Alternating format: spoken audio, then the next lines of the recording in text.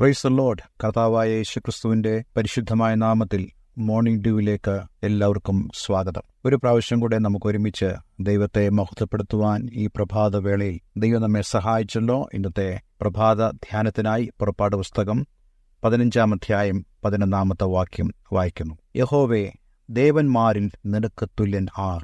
വിശുദ്ധിയിൽ മഹിമയുള്ളവനെ, സ്തുതികളിൽ ഭയങ്കരനെ, അത്ഭുതങ്ങളെ പ്രവർത്തിക്കുന്നവനെ, നിനക്ക് തുല്യൻ ആര്? ഈ വേദഭാഗം നമ്മൾ 15-ാം അധ്യായം അതിൻ്റെ 1-ാമത്തെ വാക്യം വായിക്കുമ്പോൾ ഇപ്രകാരം നമ്മൾ വായിക്കുന്നുണ്ട്: മോശയും ഇസ്രയേൽ മക്കളും അന്ന് യഹോവയ്ക്ക് സങ്കീർത്തനം പാടി ചൊല്ലിയത് എന്തെന്നാൽ.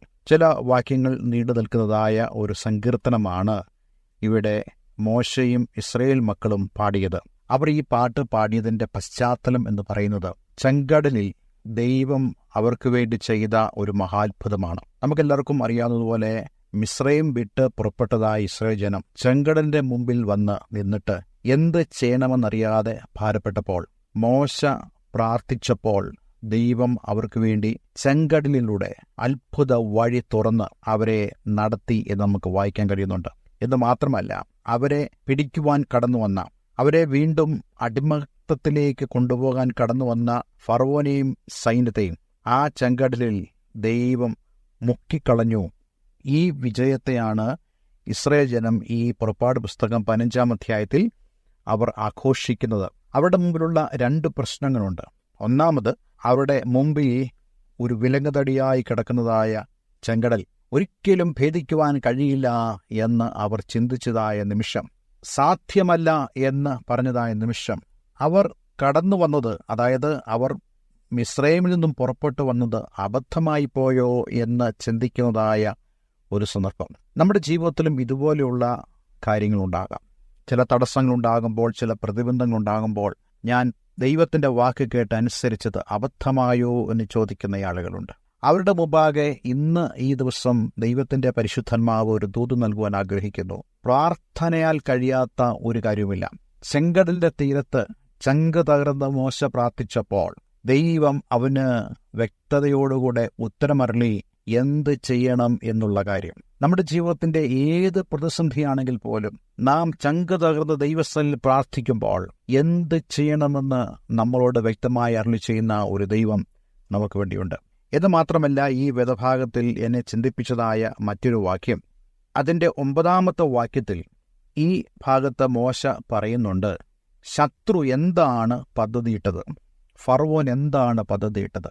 ജനം ഒരു പ്രതിസന്ധിയിൽ നിൽക്കുമ്പോൾ പിശാച് അടങ്ങിയിരിക്കില്ല. പിശാച് ഫറവോനിലൂടെ ചില ആലോചനകൾ ചെയ്തു. അതാണ് നമുക്ക് 9-ാമത്തെ വാക്യത്തിൽ വായിക്കാൻ കഴിയുന്നത്. ഞാൻ പിന്തുടരും, പിടിക്കും, കൊള്ള പങ്കിടും, എൻ്റെ ആശ അവരാൽ പൂർത്തിയാകും, ഞാൻ എൻ്റെ വാളൂരും, എൻ്റെ കൈ അവരെ നിഗ്രഹിക്കുമെന്ന് ശത്രു പറഞ്ഞു. അപ്പോൾ ഫറവോന്റെ ഗൂഢാലോചന എന്തായിരുന്നു? ഞാൻ അവരെ പിന്തുടരും, അവരെ പിടിക്കും, അവർ കൊണ്ടുപോയ സമ്പത്ത് മുഴുവനും ഞാൻ തിരിച്ചെടുക്കും, എൻ്റെ ആഗ്രഹം അവരാൽ പൂർത്തിയാകും, ഞാൻ എൻ്റെ വാളൂരും, എൻ്റെ കൈ അവരെ നിഗ്രഹിക്കുമെന്ന് ശത്രു പറഞ്ഞു. നോക്കിക്കേ, ശത്രു എന്ത് പ്ലാൻ ചെയ്തോ അതിനെ നിർമ്മൂലമാക്കുവാൻ കഴിയുന്ന ഒരു ദൈവം നമുക്ക് വേണ്ടിയുണ്ട്.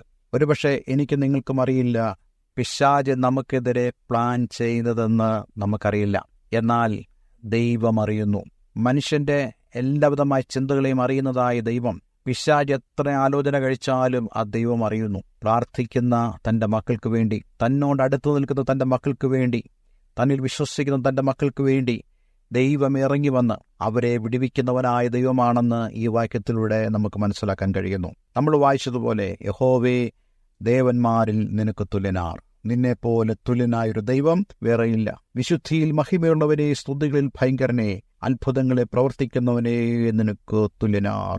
നീ വലങ്കൈ നീട്ടി ഭൂമി അവരെ വിഴുങ്ങി, നീ വീണ്ടെടുത്ത ജനത്തെ ദയയാൽ നടത്തി. നോക്കിക്കേ, തൻ്റെ ജനത്തെ തൻ്റെ ദയയാൽ നടത്തുന്നവനായ ദൈവമാണ്. ഈ പ്രഭാതത്തിൽ ഞാനും നിങ്ങളും അനാഥരല്ല, അന്യരല്ല, മറിച്ച് ദൈവത്തിൻ്റെ സ്വന്തം ജനം, ദൈവത്തിൻ്റെ മക്കളായി തീർന്നുകൊണ്ട്, അതേ, ദൈവത്തോടുള്ള പ്രാർത്ഥനയിൽ, ദൈവത്തോടുള്ള ആരാധനയിൽ നമ്മുടെ മഹാദൈവത്തിൻ്റെ ആ അത്ഭുത കാര്യങ്ങളെ ഓരോ ദിവസവും കാണുവാൻ ദൈവം നമ്മെ ഓരോരുത്തരെയും സഹായിക്കട്ടെ. അങ്ങനെയാണെങ്കിൽ ദുഷ്ടൻ്റെ ആലോചനകൾ, ശത്രുവിൻ്റെ പദ്ധതികൾ എല്ലാം ദൈവം തകർത്ത് കളയും. ഇന്ന് ജീവിതത്തിൽ ഈ സന്ദേശം നിങ്ങൾക്കൊരു അനുഗ്രഹമായി തീരട്ടെ എന്ന് ഞാൻ ആഗ്രഹിക്കുന്നു, പ്രാർത്ഥിക്കുന്നു. ഒരു വാക്ക് പ്രാർത്ഥിക്കുന്നു. സ്വർഗീയ പിതാവേ, ഈ വചനം കേട്ട അങ്ങയുടെ മക്കളെ യേശുവിൻ്റെ നാമത്തിൽ ഞാൻ അനുഗ്രഹിക്കുന്നു.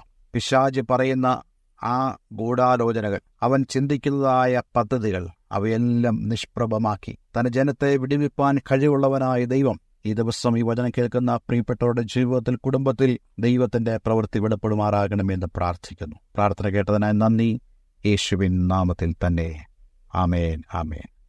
ഇന്നത്തെ വേദവചനം നിങ്ങൾക്ക് അനുഗ്രഹപ്രദമായി തീർന്നു എന്ന് ഞാൻ വിശ്വസിക്കുന്നു. ദൈവം എല്ലാവരെയും അനുഗ്രഹിക്കട്ടെ. Have A nice day. God bless you all.